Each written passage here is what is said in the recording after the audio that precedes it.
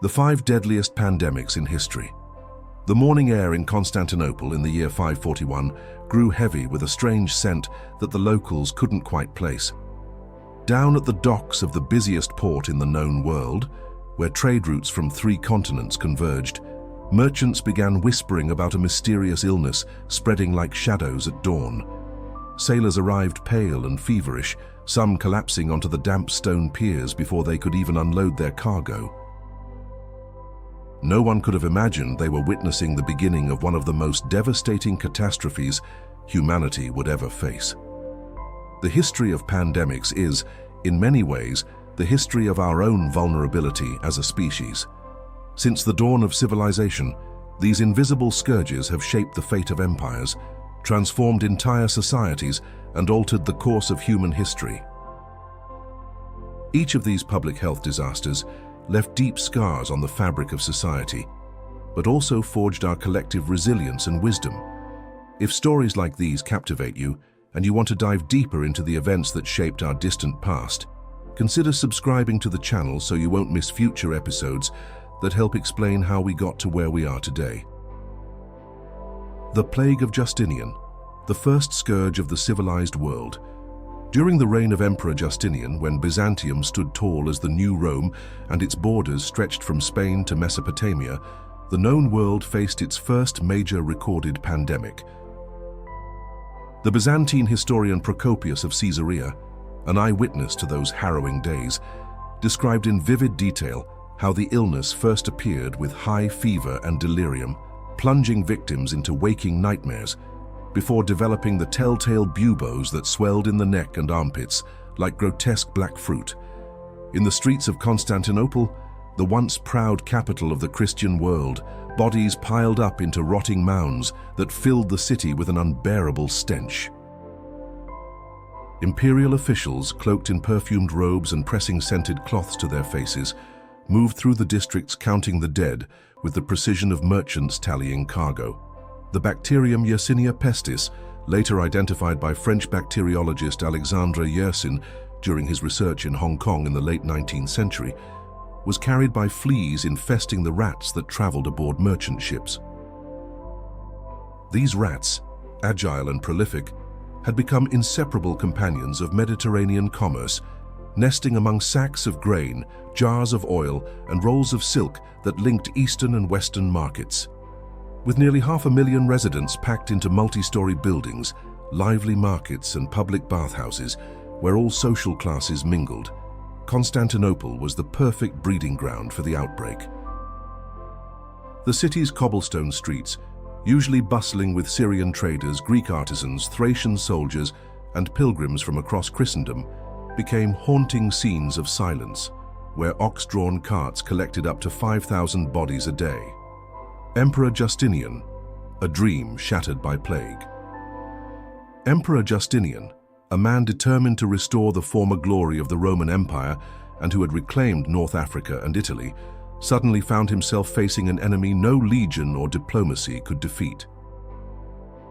He himself contracted the disease, becoming one of the few fortunate enough to survive. For weeks he lay bedridden in his imperial chambers as court physicians resorted to bloodletting, herbal poultices, and prayers that echoed through the marble halls of the great palace. The impact was catastrophic. Between the years 541 and 750, more than 30 million lives were lost, around 10% of the world's population at the time. Once thriving cities became ghost towns. Fertile fields were left untended, and Justinian's imperial dream faded along with the demographic strength of his empire. The Black Death. When Europe plunged into darkness, 8 centuries later, just as Europe was recovering from barbarian invasions and its Gothic cathedrals rose skyward like prayers carved in stone, the continent awoke to its darkest nightmare. It was the year 1343 when the first cases were reported in Mediterranean trade ports, arriving on Genoese ships from Crimea. Their holds, packed with spices and silk, also carried a silent killer lying in wait.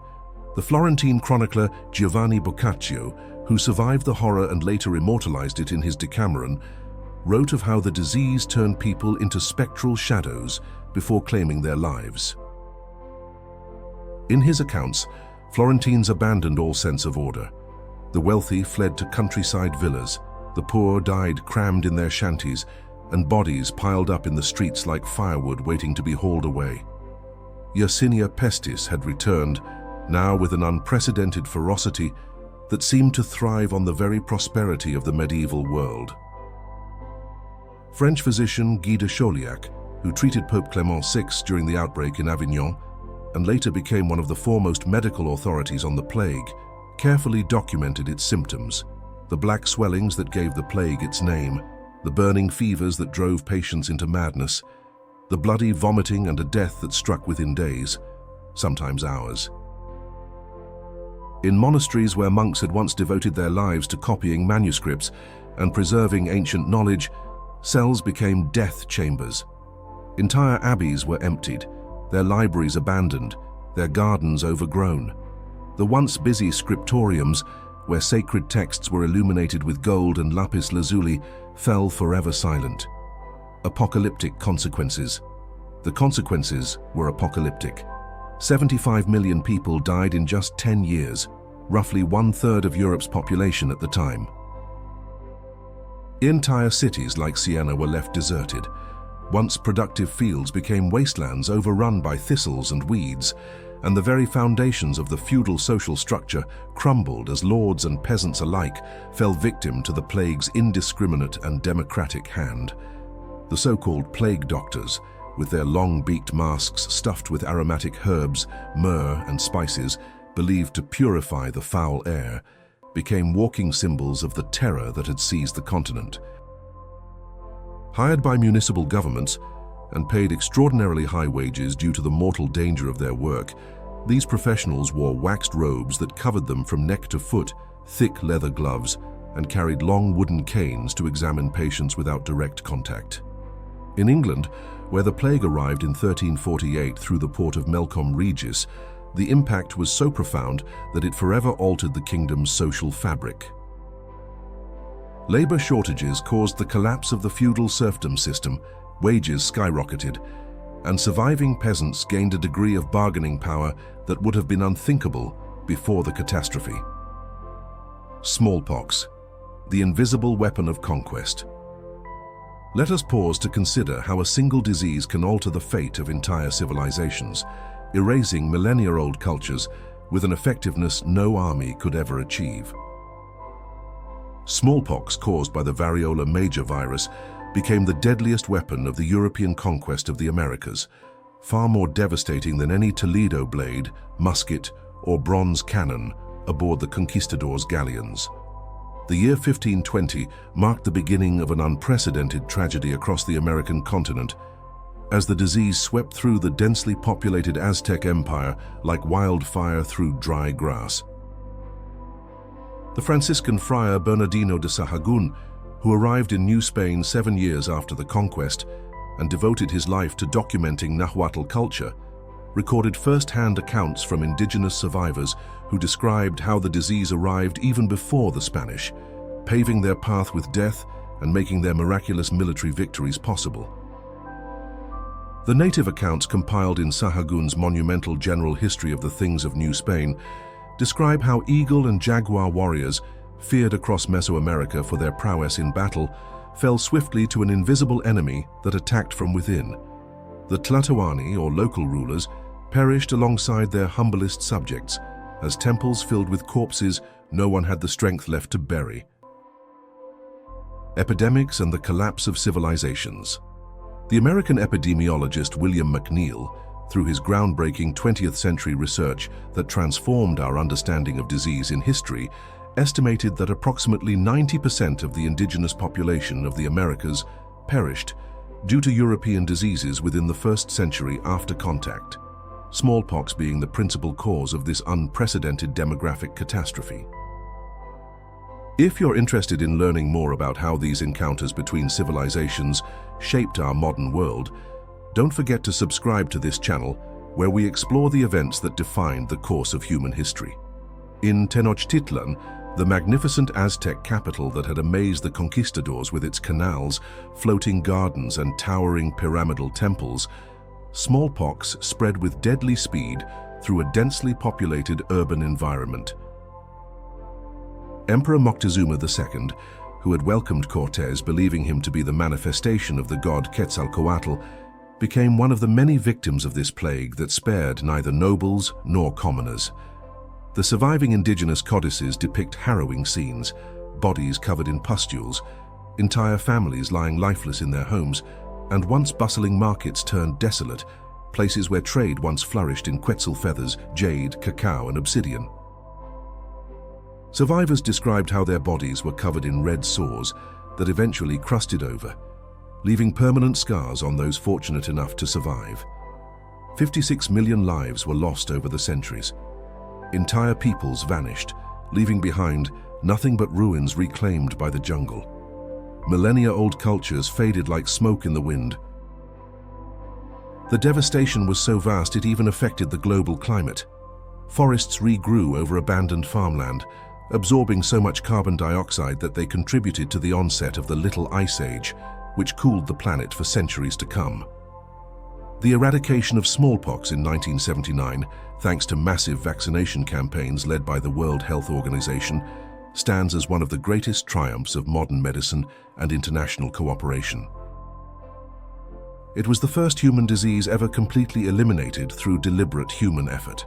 The Spanish flu, ghost of the Great War. Despite its misleading name, the so-called Spanish flu did not originate in Iberian territory. Its designation is the result of a cruel twist of fate and wartime censorship. American virologist Jeffrey Taubenberger, who in the late 20th century successfully sequenced the full genome of the H1N1 virus responsible for the pandemic using preserved tissue samples from Arctic victims, confirmed that Spain was simply the first country to report openly on the disease, thanks to its neutrality during World War I. Between 1918 and 1919, while Europe was still bleeding across battlefields where millions of young men had perished in the muddy trenches of France and Belgium, an invisible enemy swept across the globe faster than any motorized army. The trenches turned into mazes of mud, corpses, and rats. Overflowing field hospitals and overcrowded troop transport ships became perfect incubators for the virus.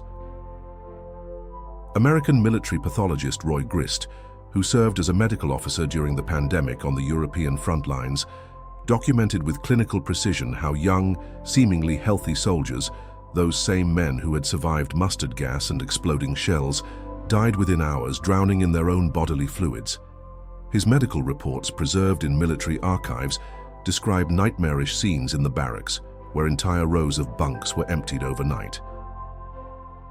The most terrifying aspect of this flu was its tendency to strike down adults between the ages of 20 and 40, unlike typical seasonal epidemics, which tend to affect children and the elderly most severely. Modern scientists have determined this was due to an overreaction of the immune system known as a cytokine storm, in which the body's own defenses became its worst enemy.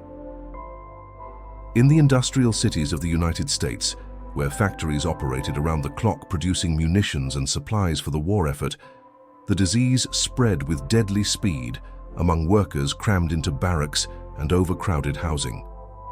Philadelphia, Boston, and St. Louis recorded death rates higher than any previous epidemic in American history. 40 million people died in just 2 years, a toll that surpassed even the combined military casualties of the war that had devastated Europe.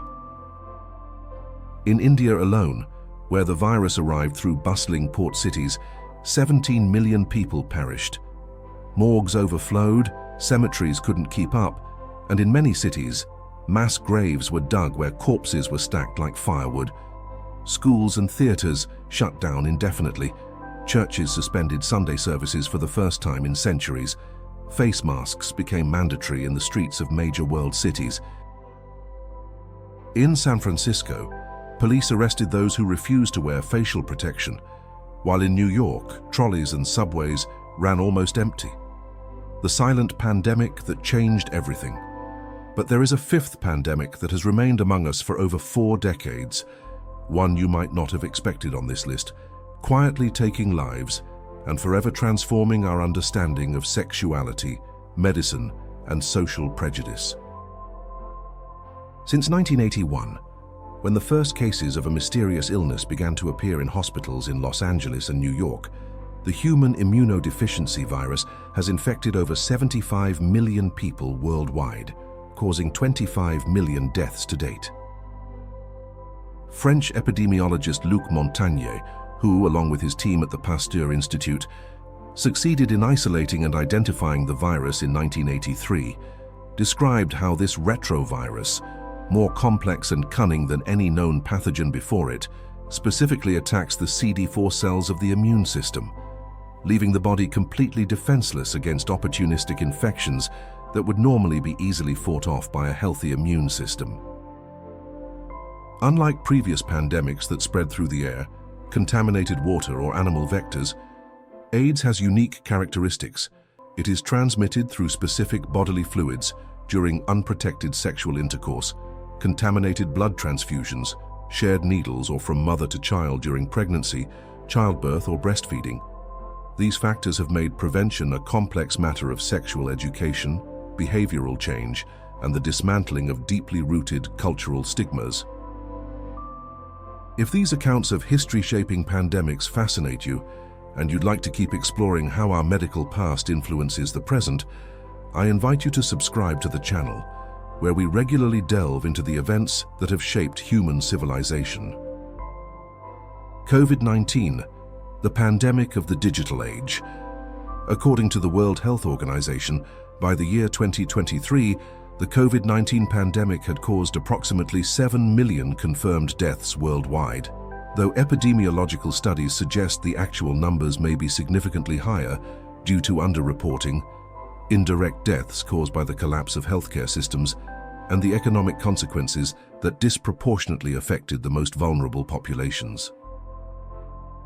SARS-CoV-2, first identified in Wuhan at the end of 2019, showed how globalization and modern interconnectedness can exponentially accelerate the spread of emerging pathogens. Within weeks, the virus had reached every continent, closing international borders, paralyzing the global economy, and confining billions of people to their homes in a way not seen since World War II. The enduring legacy of pandemics. Each of these health catastrophes has left an indelible mark on the cultural DNA of human civilization. The Justinian plague taught us the importance of regulated trade and port quarantines. The Black Death revolutionized European medicine, spurred the development of organized hospitals, and forever altered feudal social structures. Smallpox demonstrated the devastating power of microbial contact between isolated populations and accelerated the development of the first vaccines. The Spanish flu revealed how modern warfare can amplify health disasters and led to the first global public health protocols. AIDS transformed our understanding of sexuality, sparked revolutionary advances in virology and pharmacology, and highlighted the need to confront social stigma in health responses. They have taught us the crucial importance of public hygiene, the development of robust and equitable healthcare systems, international cooperation free from ideological barriers, and science-based medical research. The quarantines we use today have historical roots in the measures adopted during the 14th century Black Death in Mediterranean ports. Mass vaccination campaigns arose from the titanic battle against smallpox. Our modern sexual prevention protocols were forged in the scientific and social fight against HIV. The history of pandemics is also the history of human resilience, our extraordinary ability to adapt, learn from tragedy, and ultimately overcome even the most devastating challenges nature throws our way. Every health crisis has catalyzed medical, social, and technological progress that has benefited future generations, proving that even in humanity's darkest hours, there is always room for hope and progress. If these historical accounts have sparked your curiosity about how our medical past continues to shape our present and future, I warmly invite you to like this video, share your thoughts and knowledge in the comments, and subscribe to the channel to keep exploring the fascinating events that have forged our humanity through the centuries.